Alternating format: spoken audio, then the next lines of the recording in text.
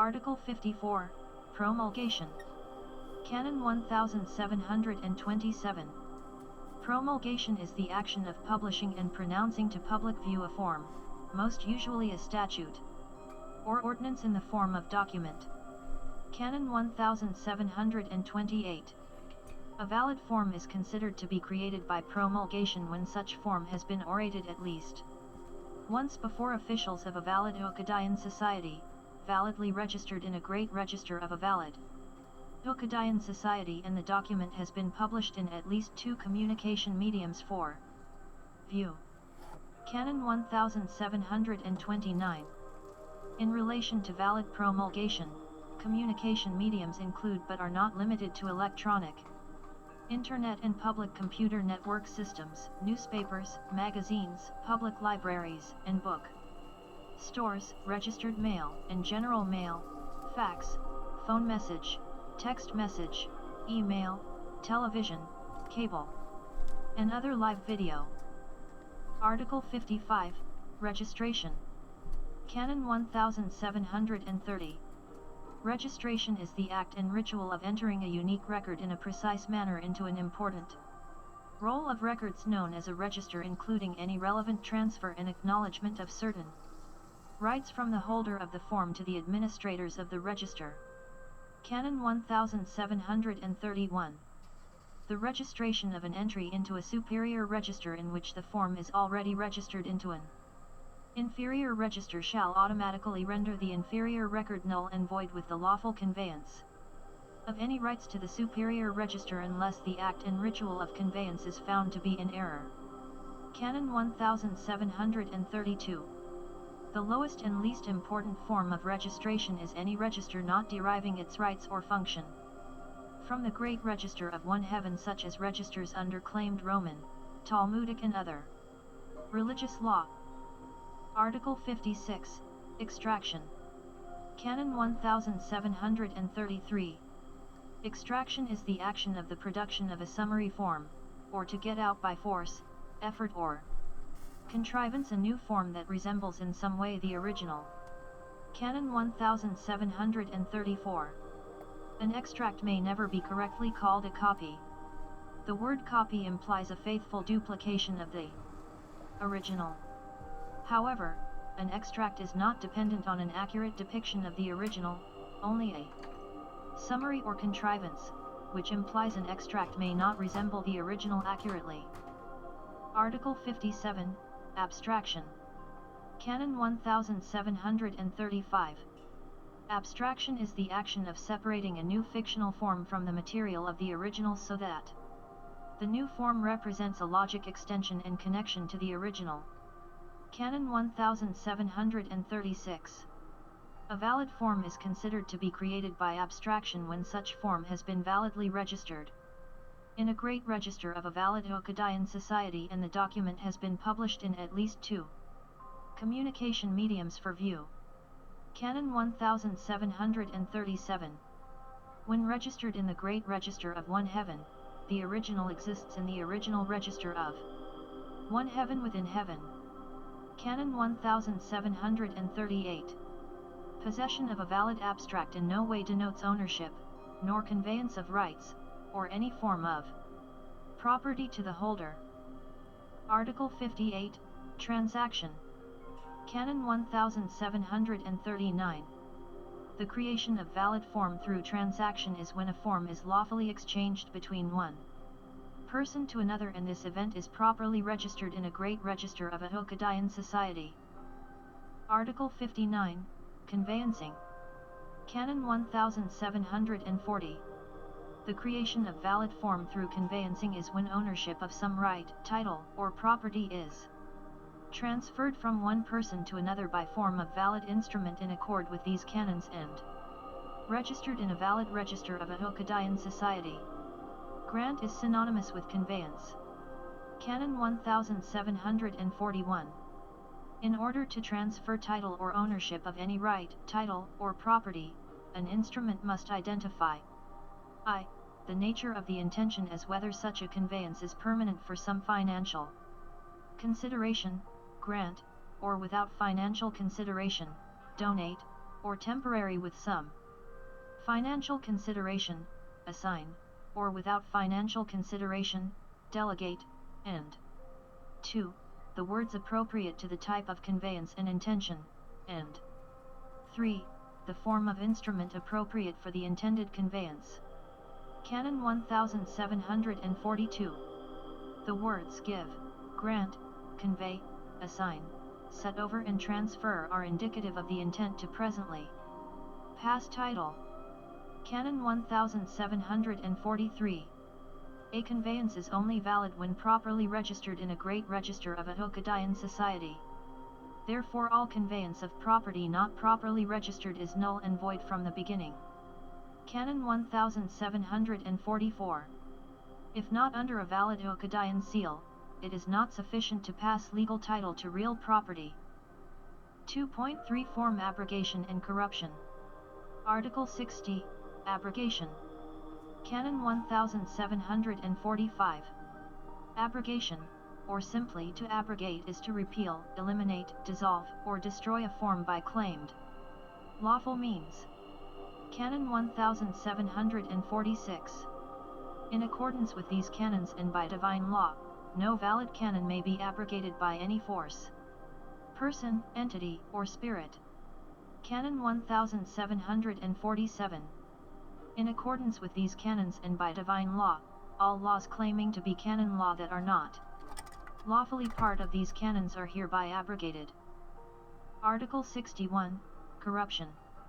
Canon 1748. Corruption is the intentional perversion, infection, debasement of a form. Canon 1749.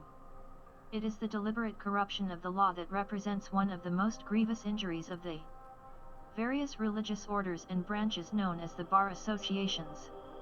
Canon 1750. Any association, entity, or person that seeks to corrupt the law and support the continued corruption of the law has no right whatsoever to speak for the law or have anything to do with the law.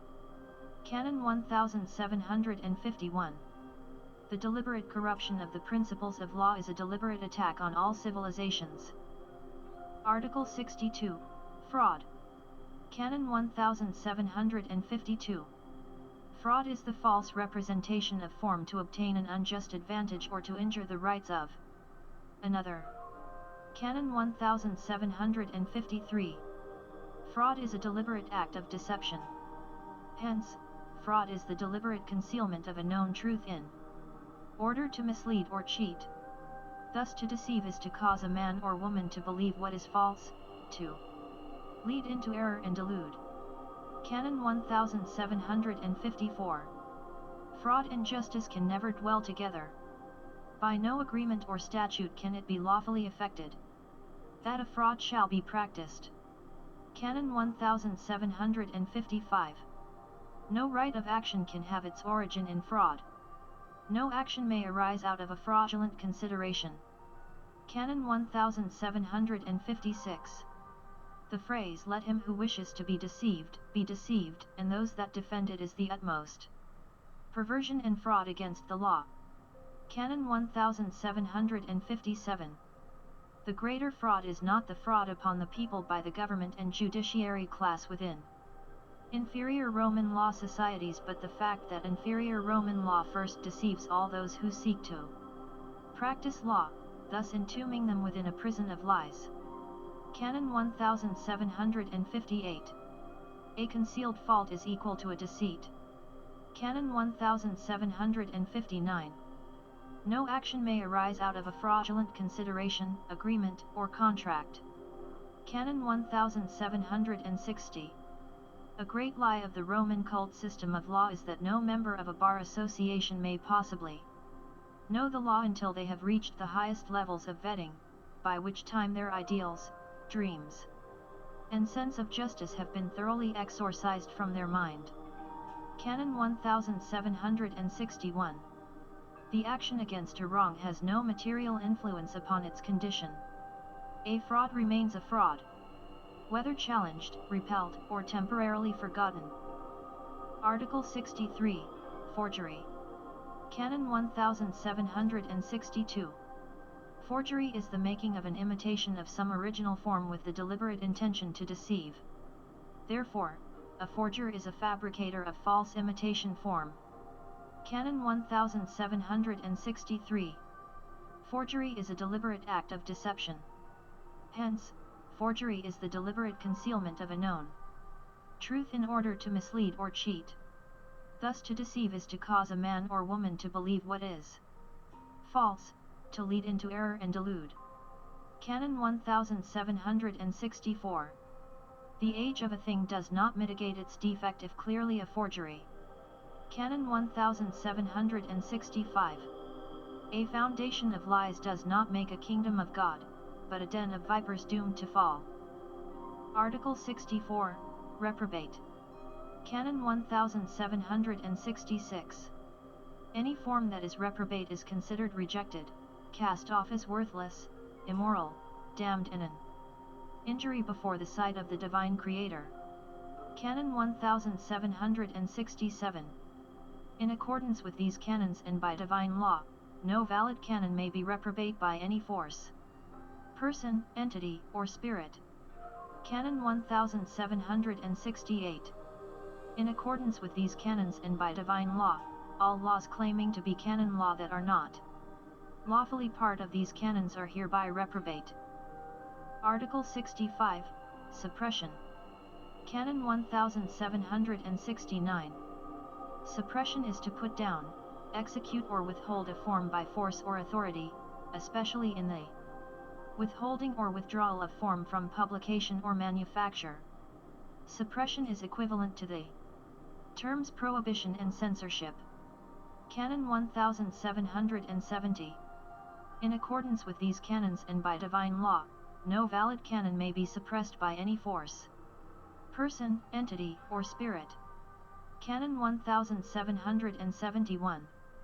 In accordance with these canons and by divine law, all laws claiming to be canon law that are not lawfully part of these canons are hereby suppressed. Article 66, Malediction. Canon 1772. Malediction is the utterance of a curse, to revile, or slander, as well as the quality of being under a ban or curse. A curse is the consignment of ill intent, ill will and evil to a form with the deliberate intent to abrogate, corrupt or destroy it. Canon 1773. In accordance with these canons and by divine law, all those that have ever suffered any maledictions issued by the Roman cult, also falsely known as the Vatican, also falsely known as the Catholic Church, are hereby summarily and immediately released, and henceforth such maledictions are returned upon all living persons, officials, and agents that continue to refuse to acknowledge these true canons and the sacred covenant Pactum de Singularis Caelum. Canon 1774. In accordance with these canons and by divine law, all those that have ever suffered any maledictions issued under Sharia law are hereby summarily and immediately released, and henceforth such maledictions are returned upon all living persons, officials, and agents that continue to refuse to acknowledge these true canons and the sacred covenant Pactum de Singularis Caelum. Canon 1775. In accordance with these canons and by divine law, all those that have ever suffered any maledictions issued under Talmudic law are hereby summarily and immediately released, and henceforth such maledictions are returned upon all living persons, officials, and agents that continue to refuse to acknowledge these true canons and the sacred covenant Pactum de Singularis Caelum. Canon 1776. In accordance with these canons, no malediction is permitted to be issued under the name of the Sacred Covenant Pactum de Singularis Caelum or any Hokkaidian society. Article 67, Nullify. Canon 1777. Nullify is to render a form null, therefore of no legal or binding force, of no value, use, capability or importance. Hence, to nullify is to formally revoke the validity of a particular form, to annul it. Canon 1778. A form that is nullified ceases to have lawful existence. Canon 1779. Nullification is dependent upon the strength of the form of law that permits such authority to nullify. Form. Law based on faith and custom cannot nullify law based upon fact, logic, and reason. Canon 1780. Any attempt by a form of law based on faith and custom to nullify any form based on fact, logic and reason shall have no effect in itself shall be rendered null. Article 68, Voidance. Canon 1781. Voidance is the action of voiding or making void, being the act of removing and clearing away a form. To create an empty space, or no occupation. Canon 1782. While to render a form null is to revoke any legal validity to it, to void a form is to remove its existence entirely. Canon 1783. Voidance is dependent upon the strength of the form of law that permits such authority to void. Form.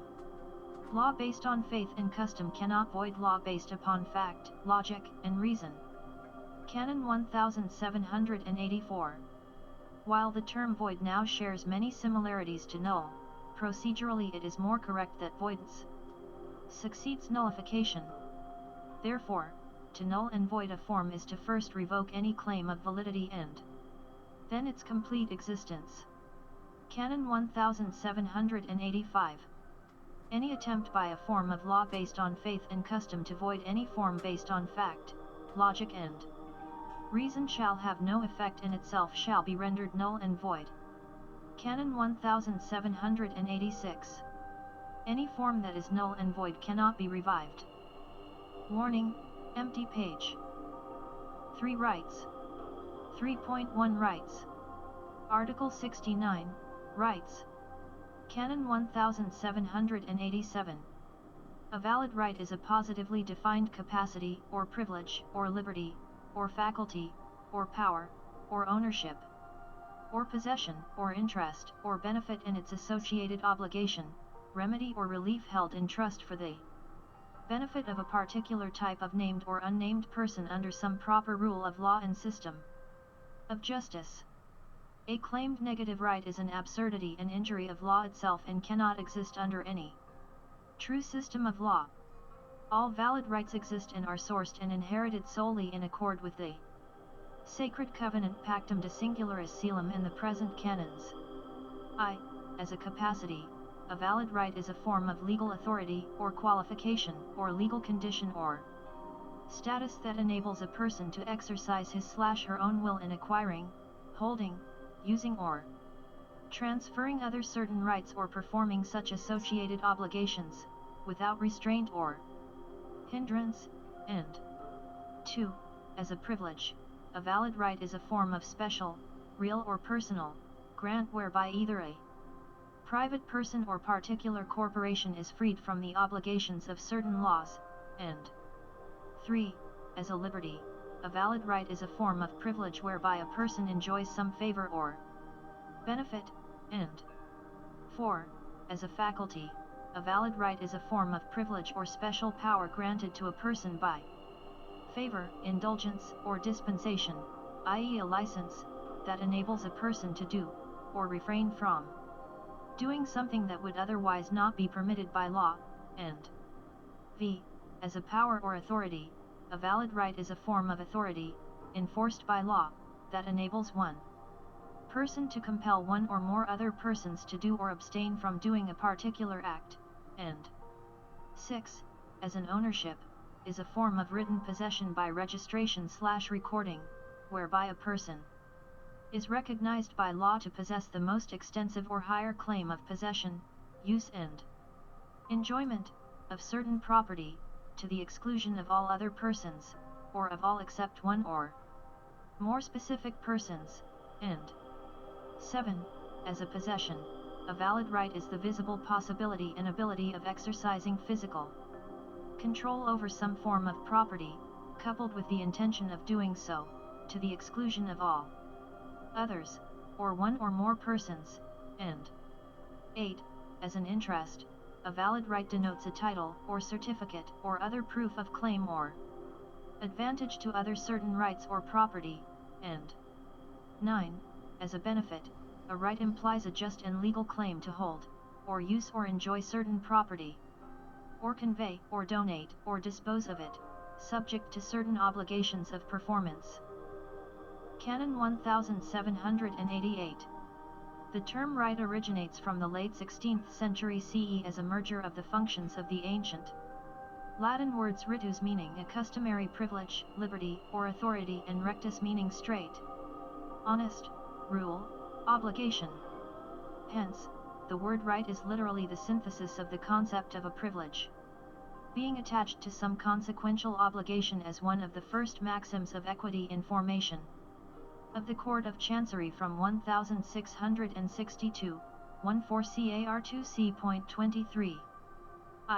The Latin term ritus itself appears to originate from a lost Christian Greek word roeta, or ros, meaning a valid privilege or authority, while the Latin term rectus also appears to originate from Christian law and the word rectos, rho epsilon capitao, meaning straight, honest, rule, obligation, and 2.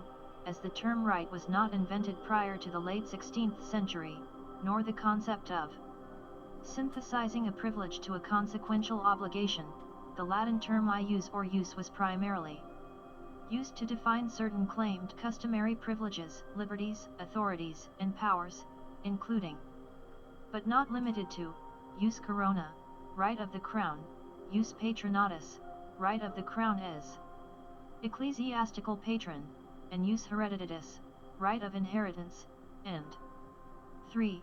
The first likely valid use of the term right was in 1628 and the Petition of Right, 3. Car 1.c.1, whereby certain liberties of English subjects are specified that the English king is prohibited from infringing. Passed on June 7, 1628, the Petition of Right declares that Englishmen have various rights and liberties, and provides that no person should be forced to provide a gift, loan, or tax without an act of Parliament, that no free individual should be imprisoned or detained unless a cause has been shown, and that soldiers or members of the Royal Navy should not be billeted in private houses without the free consent of the owner, and 4. The second most likely valid use of the term right in law was in 1689 and the Bill of Rights, Act 1689, 1W and MS 2c.2, and v.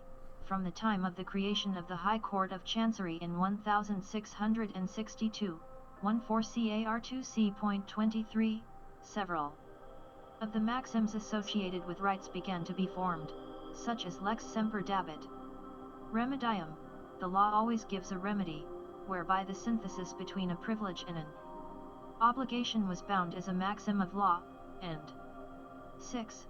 From the late 18th century and the time of William Blackstone, the rules concerning rights were further refined to assume the description of the privilege or power or faculty or benefit component as the primary right and any permitted preventative or remedial rights being the secondary right, s. The associated obligations attached to a right were also refined to a use in rem, right in rem, whereby an obligation is placed on persons generally, or a use in personam, right in personam, whereby an obligation is imposed on a definite person. Canon 1789. By their origin, nature, and function, a right is not a right unless it possesses the following 12 characteristics being integrity, trust, name, class, subject, provenance, exemplification, obligation, subject person, obligated person, remedy and relief. Integrity means a valid right conforms to the most ancient and primitive purpose being to reflect a positively expressed rule, custom, privilege, or power with good intentions, good character and good conscience. A negative right is an absurdity and injury of law itself and is invalid from the beginning, and 2. Trust means a valid right is expressed in a trust relation whereby the right is the property of the trust, and 3. Name means that a valid right is uniquely named compared to all other valid rights in accord with the principle of the use of the Latin beginning with the term use, and 4. Class, means that the class of right, divine, natural, superior or inferior, that the valid right belongs to is clearly identified, and v. Provenance, means that if the right is not of a class of valid divine rights, then the right clearly identifies and proves those divine or natural rights whereby it owes its provenance, and 6. Exemplification, means that signed or sealed and attested evidence exists as to the founding instrument of law that defines the structure and character of the valid right, and 7. Subject, means that a valid right clearly identifies the qualities associated with it, including, but not limited to, any and all specific capacities, or faculties, or powers, or authorities, or interests, or privileges, or benefits associated with it, and 8. Obligation, means that a valid right clearly identifies the obligations associated with it, including, but not limited to, any and all conditions of time, place, performance, dedication, dress, skills, equipment, and duty of care, and 9. Subject person, means a person inherent with the right, as in formation of person on roll, or invested with the right, as trustee, or entitled to the right, as named or unnamed beneficiary, and x. Obligated person, means a person on whom the valid right imposes some kind of duty or obligation, and 11. Remedy, means that a valid right possesses a form of remedy whereby the person in whom the privilege or power should reside is able to recover such a right in the event of incapacity, or seizure, or loss, or other impediment, and 12. Relief, means that a valid right possesses a form of relief whereby the person in whom such duty or obligation associated with the right should reside, is able to abdicate, derogate, mitigate or abrogate such responsibilities in the event of incapacity, or impossibility, or unfairness, or unreasonableness, or bad faith, or vexation, or unclean hands, or other breach of trust. An obligation without the possibility of relief is morally repugnant and irrefutable proof of the existence of slavery. If one or more of these 12 essential characteristics are not present within the structure of a right, then such a right cannot be considered valid. Canon 1790. There exists only four classes of rights being divine, natural, superior and inferior. Divine rights are the primary and original form of rights, corresponding to divine trusts and divine persons. There exists no higher class, or possible type of rights. All rights therefore are inherited from the class of valid divine rights, and 2.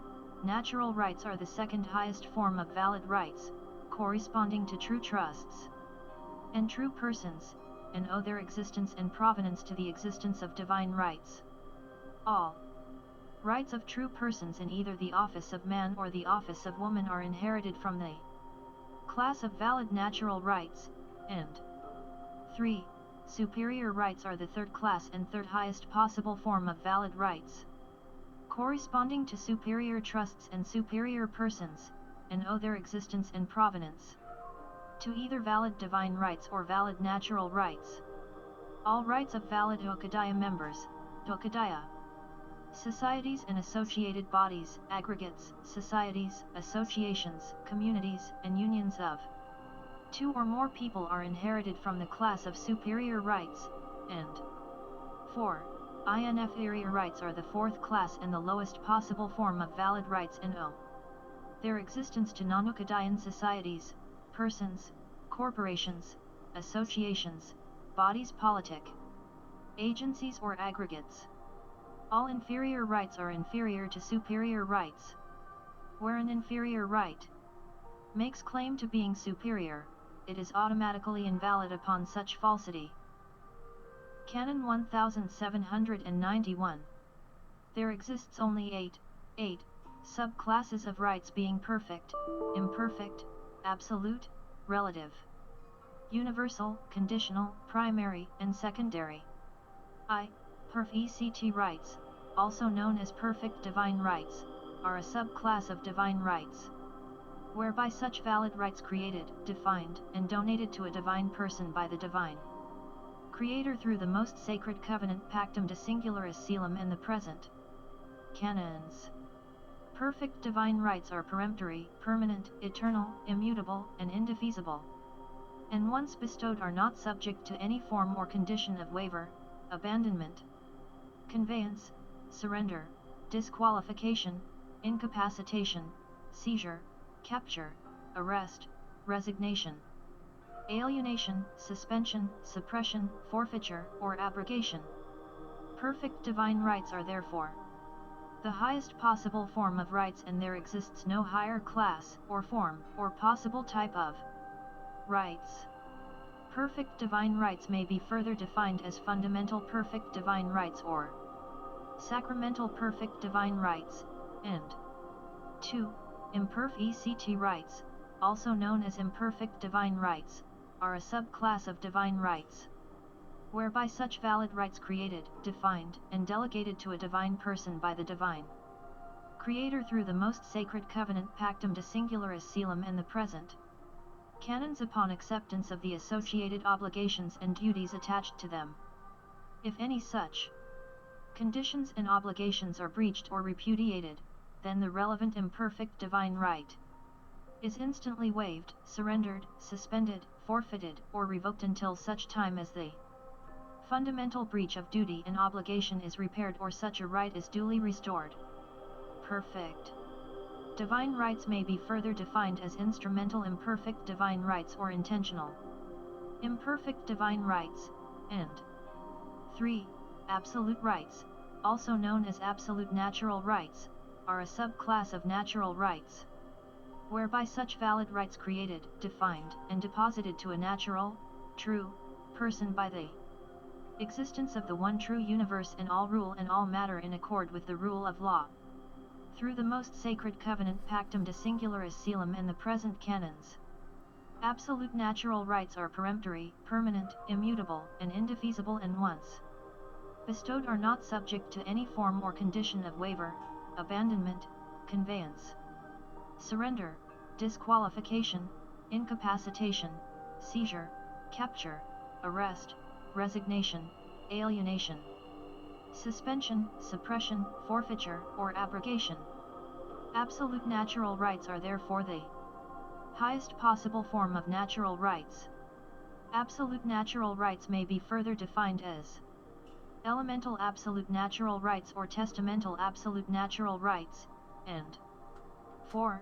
Relative rights, also known as relative natural rights, are a subclass of natural rights, whereby such valid rights created, defined, and granted to a natural, true, person by the existence of the one true universe and all rule and all matter in accord with the rule of law. Through the most sacred covenant Pactum De Singularus Caelum and the present canons upon acceptance of the associated obligations and duties attached to them. If any such conditions and obligations are breached or repudiated, then the relevant relative natural right may be waived, surrendered, suspended, abandoned, resigned, disqualified, seized, captured, arrested, alienated, suppressed, forfeited, or annulled until such time as the fundamental breach of duty and obligation is repaired or such a right is duly restored. A true person to whom a relative natural right has been bestowed may also lawfully delegate or confer beneficial title of such a right to another true person, such as a Hokadiah association, body politic, society, company, or community. However, such an aggregate person can never legitimately claim legal title over a relative natural right, and any such claim is automatically false and null and void, having no force or effect. Relative natural rights may be further defined as delegable relative natural rights or conferable relative natural rights, and v.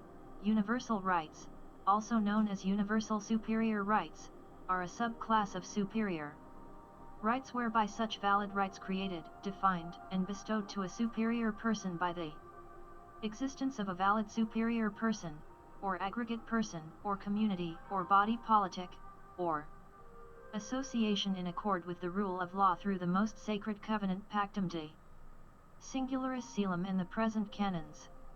Universal superior rights are peremptory, permanent, immutable, and indefeasible, and once bestowed are not subject to any form or condition of waiver, abandonment, surrender, disqualification, incapacitation, seizure, capture, arrest, resignation, alienation, suspension, suppression, forfeiture, or abrogation. Universal superior rights are therefore the highest possible form of universal rights of any society or aggregate person within the temporal realm.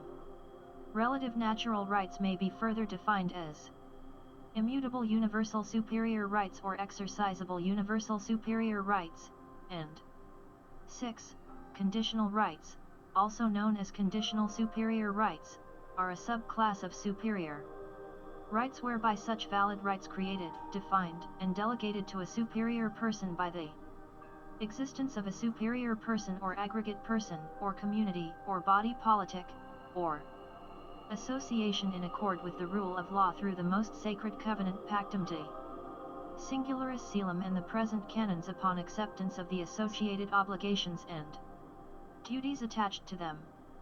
If any such conditions and obligations are breached or repudiated, then the relevant conditional superior right may be waived, surrendered, suspended, abandoned, resigned, disqualified, seized, captured, arrested, rescinded, suppressed, forfeited, or revoked, until such time as the fundamental breach of duty and obligation is repaired or such a right is duly restored. A superior person to whom a conditional superior right has been bestowed may also lawfully assign or convey legal or beneficial title of such a right to another superior person.